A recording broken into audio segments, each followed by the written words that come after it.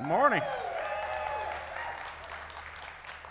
How's everybody doing today? Hopefully everyone watching online is doing good in your PJs with your coffee and wherever you're at. I'm sure if you're fishing, you're listening to this. Hopefully it helps you with luck. Well, we're in our third week of Disrupted. Next week will be the last week. And probably just this season we're in. We'll talk about this in a minute, but I think this week and next week are the two most important parts of this series. Next week I saw some. Trust me, I've preached Exodus forever, as many times in ways you can probably preach it, but I saw something about manna.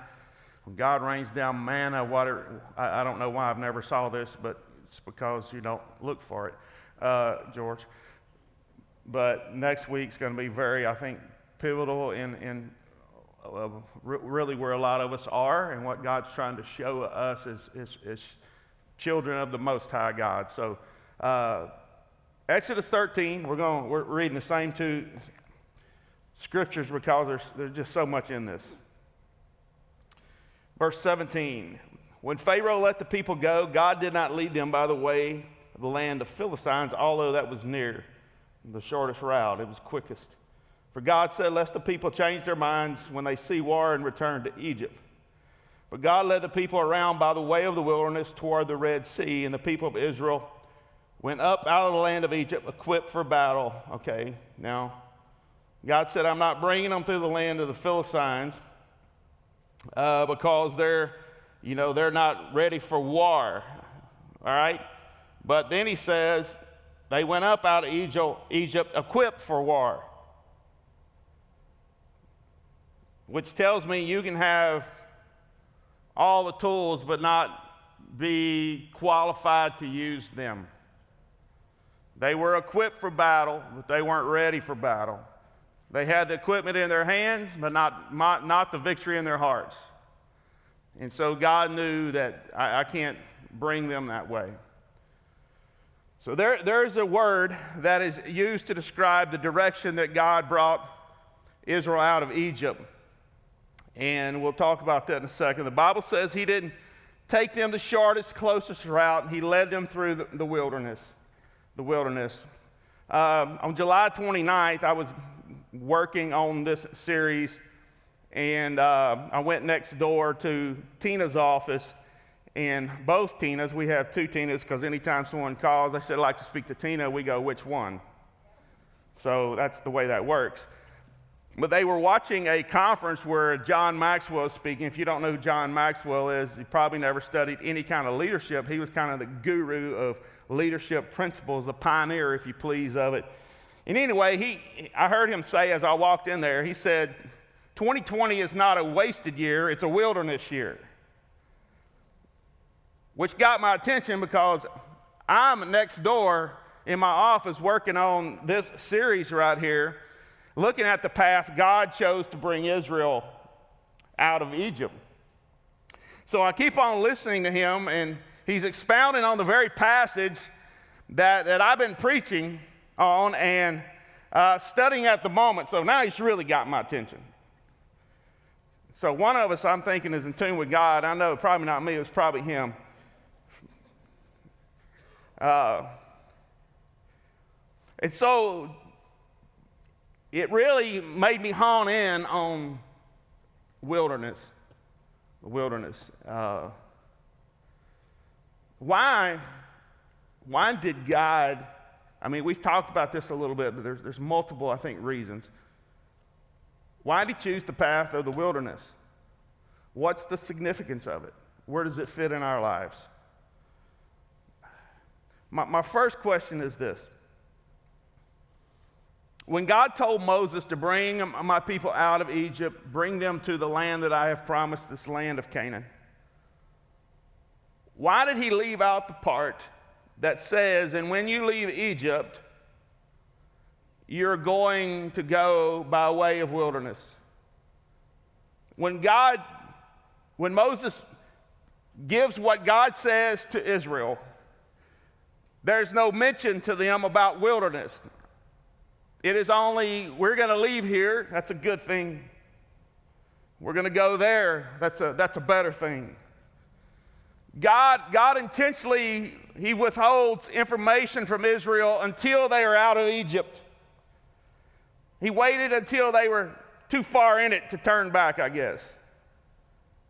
See, God, this is my experience, and I know a lot of you, God speaks to you like every day verbally, out loud, and I wish I could have that, but I'm not that spiritual, but I have to live a lot by faith.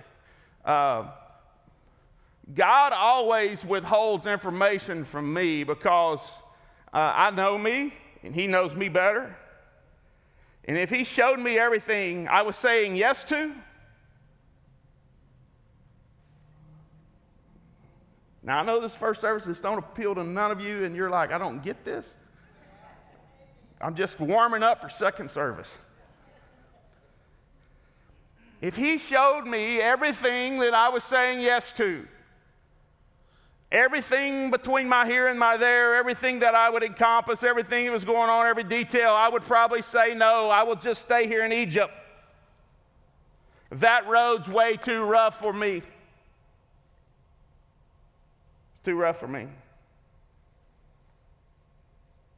I remember hearing a man named Chris Hodges, if you know anything about Church of the Highlands, it's one of the fastest growing churches in America. And he was from Baton Rouge.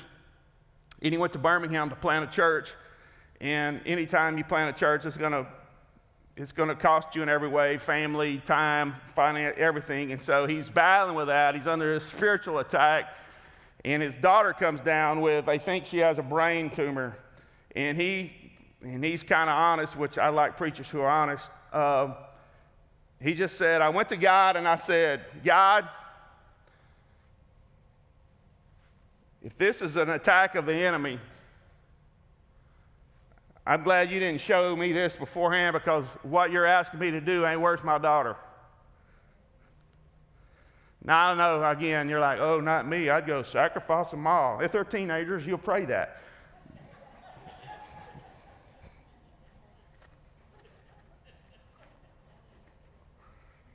Had a girl grow up the other day about her 10-year-old. I said, give it 3 years. You'll be wishing she was back at 10. Only thing you got to worry about now is I don't want to wear this to school. You just wait till the boys come rolling in the driveway, and then talk to me a little bit about that. His mindset was mine. Lord, if you show me all of this, and this is part of the package and the price tag, I'm out.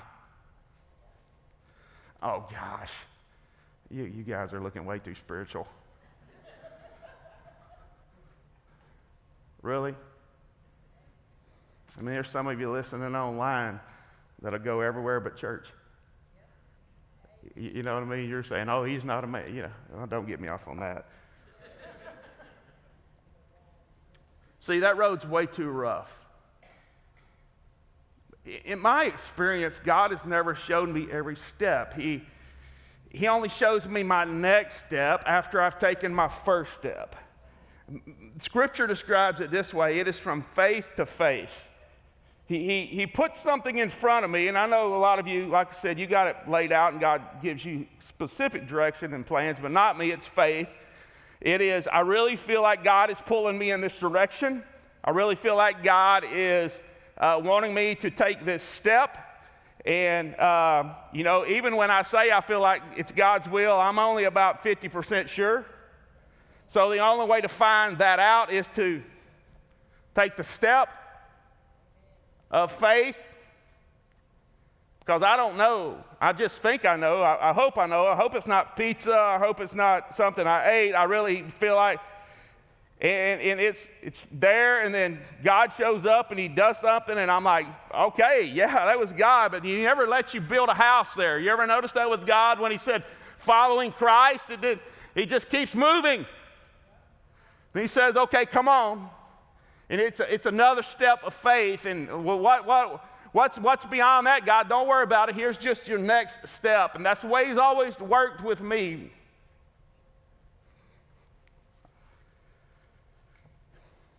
See, they're not even to the Red Sea yet.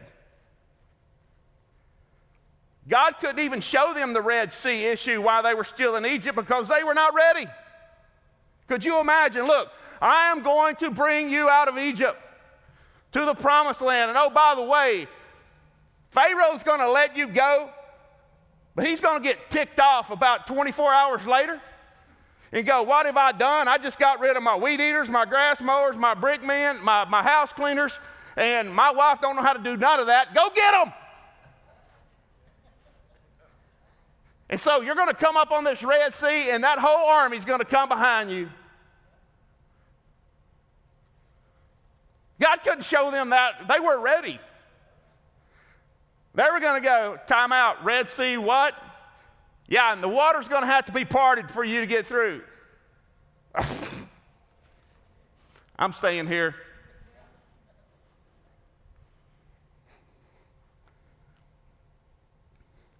But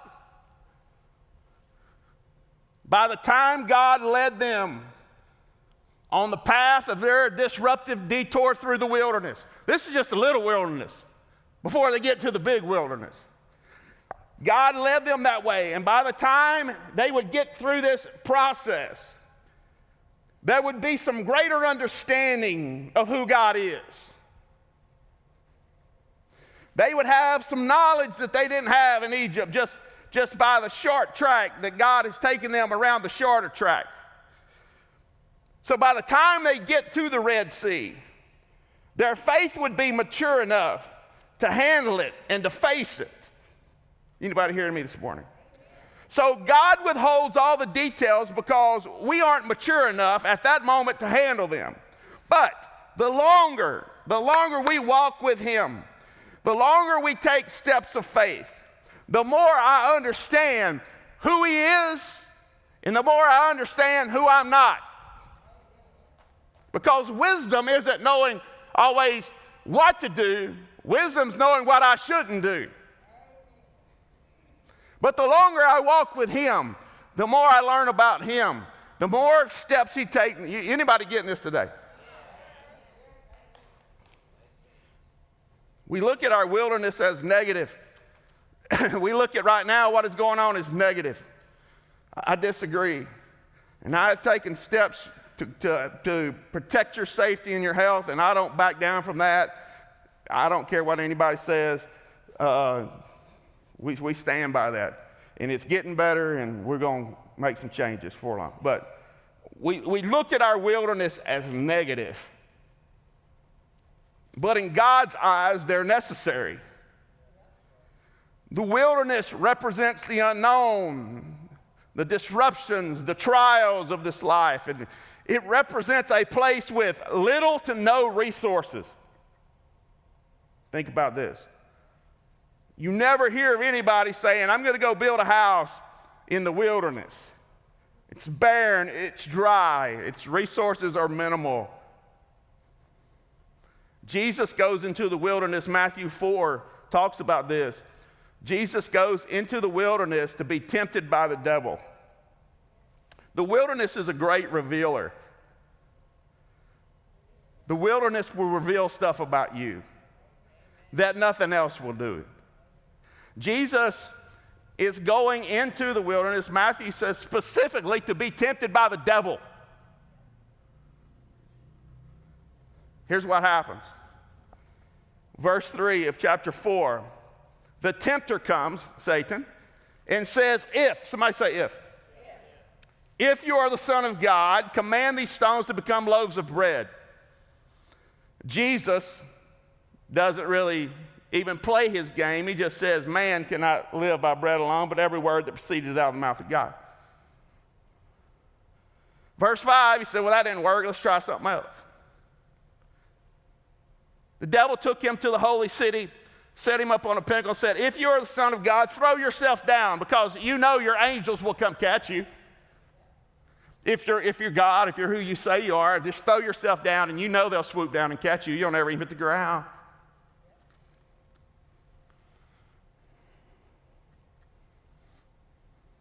What was this wilderness? This wilderness was a place where Jesus proved to Satan, I am who I say I am.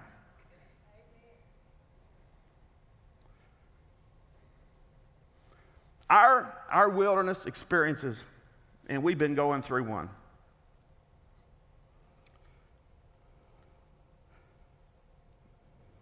Our wilderness experiences are designed for God to show us He is who He says He is.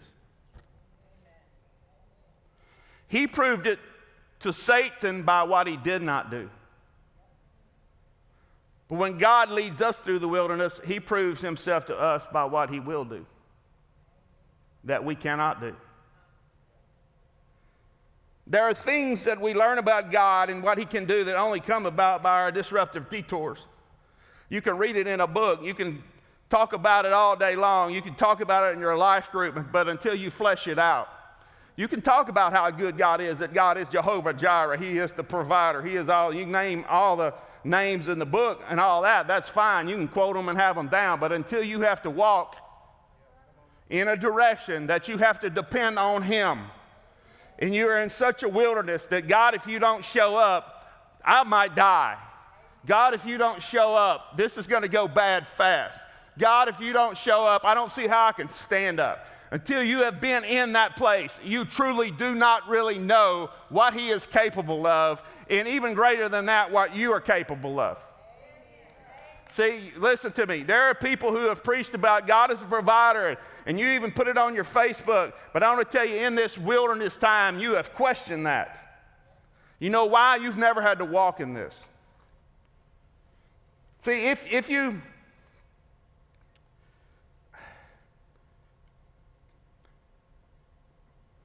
2020,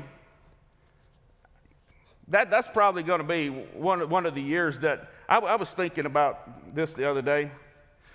I was thinking about what we've been through in this church, just things that are out of our control. We went through Ike. We had Ike. That's when we first started. It was at the high school, and that was when Bridge City, if you're from Bridge City, you probably got water and redfish and crab and stuff that you didn't want to have in your house that way. We had that. We had, what was the next one? Harvey. We had Harvey. Anybody remember Harvey? Harvey. If you name your kid Harvey, you're sick. Imelda, then Imelda came, right? We built the church in a recession. Just looking back on those things, you know the story. They were not loaning money, and we told them we needed $1.5 million, and the banker laughed at me. He's no longer there anymore. God removed him. I'm just kidding. He actually retired, and he's living in the hill country, living the life, so don't go there. I'm just picking. He was a great guy, but he was a banker, and there's no way. But you know the rest of the story. God did. Then we're in a coronavirus. Okay, now I want to ask you a question right now. Looking back on everything that you have been through personally and this church has been through personally, guess what? You're still here.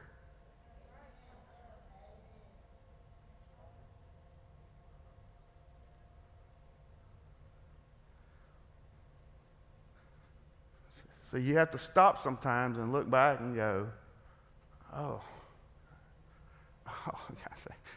you don't know it when you're in it, but it's when you get through and you go, wow, he opened that. See, there's things that you know about God now because of things that are out of your control, wilderness as you please, that you would not have known about Him any other way.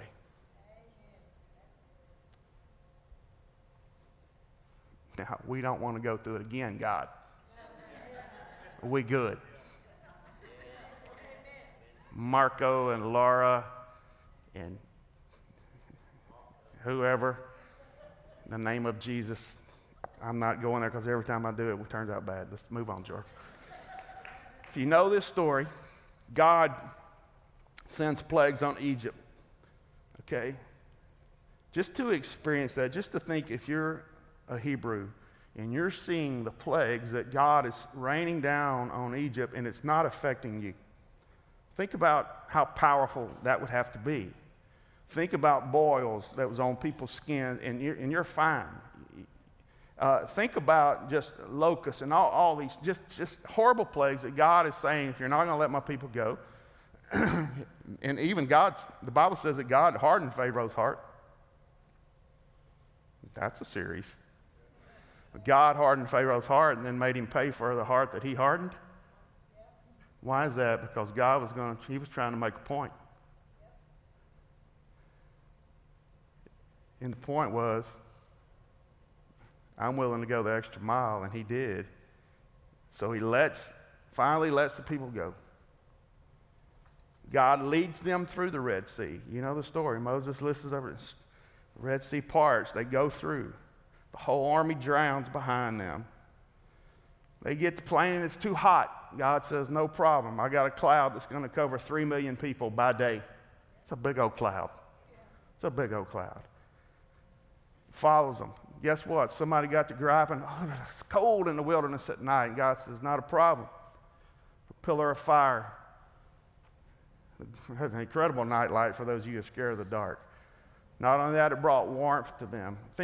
Listen to me, folks. Think about experiencing all of that. What kind of faith you would have in God? Or would you? You say, oh, I would. My Lord, have mercy.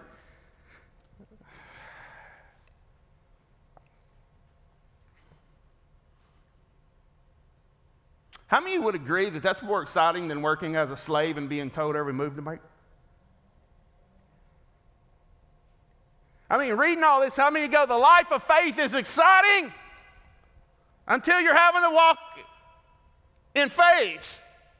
What's exciting is getting to read the story on the backside. What's exciting is looking in the rearview mirror and go, oh, that was God. What happens is, Exodus 16:3, this is what they say. The people said, would you that we have died by the hand of the Lord in Egypt when we sat by the meat pots and the bread to the full? There's something going on here, I'll tell you in a minute. For you have brought us out into this wilderness to kill this whole assembly with hunger.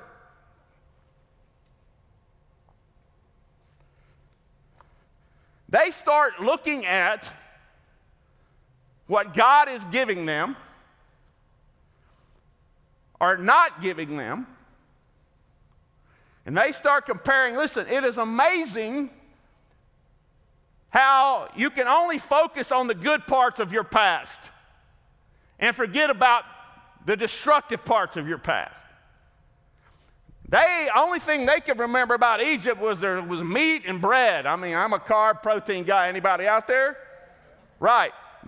No mention of, oh yeah, but we got beat. Oh yeah, but we were told everything to do. We were in bondage. No mention of that. See, it's amazing when Satan starts trying to pull you back your past, he only points out the good parts. Remember how fun that was? He don't say, remember when you got put in jail? So they start reminiscing about this. Why would you want to go back to Egypt after seeing God work and seeing all these things? Here it is. You might all write this down. It's real easy. Egypt was predictable.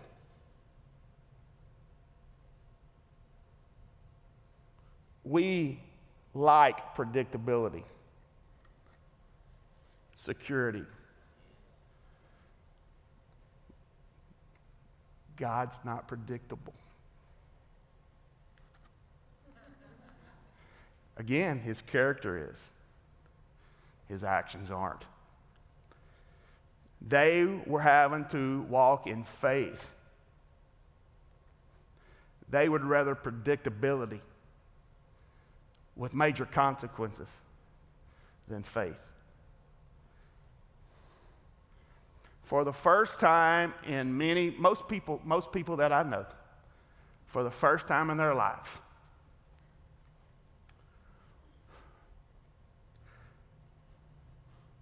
your life and your future is unpredictable. You can't even get a gas pain right now thinking it's corona. I went there.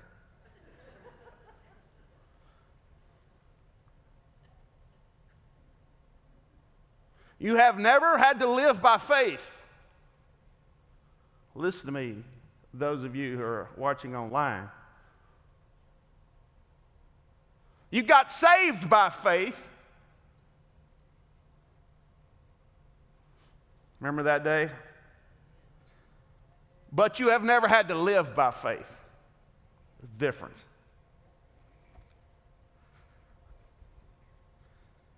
See, saving faith, I can look back at the cross and say, see what he has done.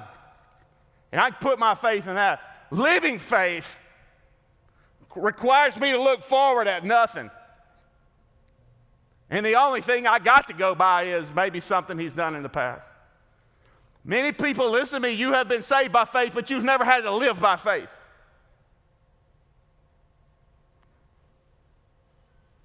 So I want to ask you, not what have you learned about God, what have you learned about yourself?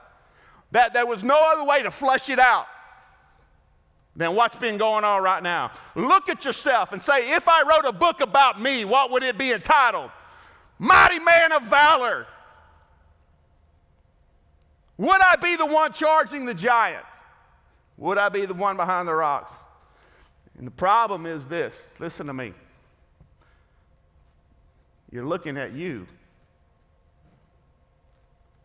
because you've never had to look at God. And the very same thing that happened to Israel, listen, cost them 40 years. 40 years. God said, go get the land, the promised land. Promised land. It's yours, go get it. And here's what they did. They formed a board. I'm not against boards, we have a great one here. They formed a board to vote on what God had promised. And so they went and sent these 12 spies to spy out the land. They said, wow, did you see the size of those grapes?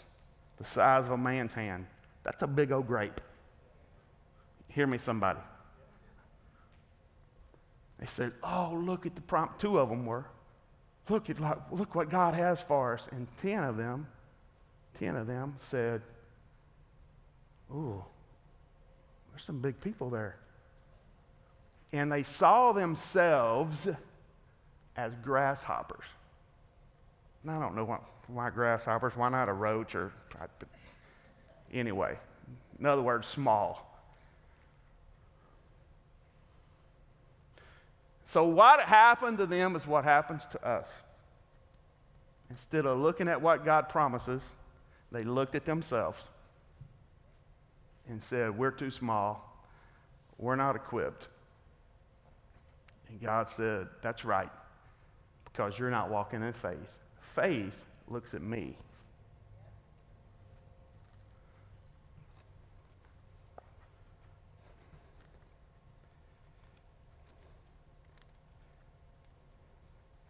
Many of you are saying, I can't wait to get back to normal. And God is saying, do you trust me to be enough now? See, what getting back to normal means is I don't have to trust him for most people in America. Oh, come on, folks. What that means is I don't have to pray about nothing. I don't have to have faith about nothing. That's what back to normal means. Back to normal means there's no glitches. Come on, somebody. Back to normal. What that means is I want predictable. Oh, don't think George don't like predictable. I like predictable. All right? I don't like this faith stuff. The wilderness is never about abundance, but it's always about I will give you exactly what you need, exactly when you need it. A wilderness is just a season. Somebody hear me today? A season of preparation for something to come. Jesus' wilderness season with Satan was a preparation time for him, because if you look at this, Jesus had just been baptized by John. Now he's about to begin his role in ministry. So Jesus had to win some battles in private, just him and Satan, so he could do the miraculous in the public. And I never really realized why God put me through some wilderness experiences until months or years down the road, or a situation that I come upon, because he knew where he was taking me and the destination he had for me much further than I could see down the road. And I thought he was trying to destroy me, but really he was trying to prepare me. And the only way that this could happen is to take me off the beaten path through the wilderness. Anybody in here ever gone through something that you did not understand why until later on down the road it all started making sense? Because now you're up against something that, because of your past wilderness, you now have present faith to get you through. If I would not have learned what I learned back then, I wouldn't be in the position to handle where I am right now. So let me say to some people here today, God has got some people in the school called Wilderness High. And he's teaching you some things that you cannot learn any other way. Hear me? Quit blaming other people. It's time to look in the mirror and say, God, what are you up to? Because God has a destination prepared for you, but he will not bring you to that destination unprepared. There is no shortcut, because what we call disruptions, God calls development. Development. See, getting to the promised land was a process. Look, I told you I was going to tell you what really milk and honey meant. The land flowing with milk and honey. And in our minds, again, it's a spigot, almost like this river. Baby, go down the river and get a bucket of honey.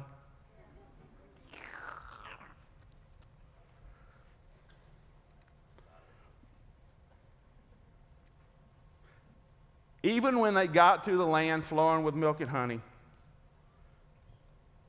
they had to milk the cows, and they had to fight the bees.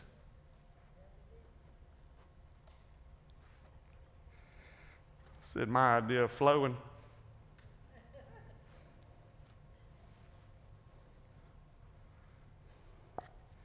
And let's not forget, they had to fight walled cities and giant men to occupy their promised land.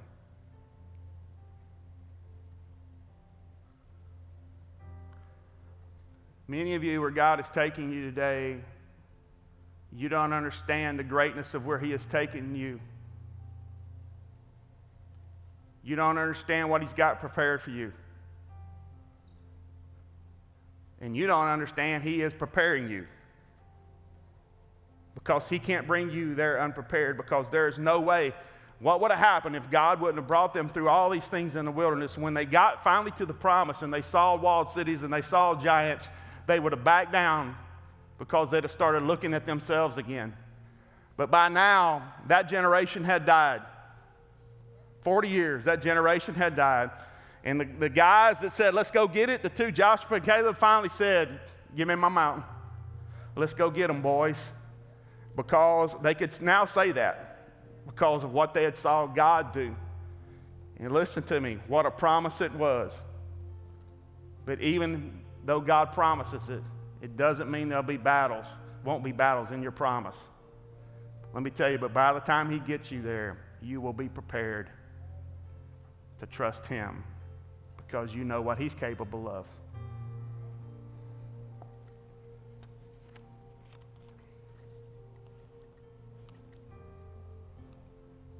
We think our destination is a place void of opposition. No, it's a place of production where we produce. but production is a byproduct of a time of preparation. And I think God has the church worldwide there now. Listen, at some point, we can't create a good enough program to change a life. I think we're realizing that here. We can't have cool enough lights, smoke, or great enough anything to change a life. Only Jesus can. All right? We have to turn our face back to Him and our faith back to Him. All right? And say, I realize I'm nothing. But because of what you've brought me through and because of what I've seen and looking back, God, I know you're everything. And we start operating in faith. I'm going to come back in a minute. I'm going to close this with prayer. Okay? But first, we're going to sing a worship song. I want you to let the words of this message, I want to let just allow the Holy Spirit to speak to you. Let Him poke in some areas of your life that you need to focus on. Will you let Him do that? He's a gentleman. He loves you. He's not trying to destroy you. Believe me, if He was, you're dead. He's trying to build you because He has a place prepared for you. He's bringing us somewhere. But we got to be prepared when we get there. Let's stand and worship, and then I'll come back and pray.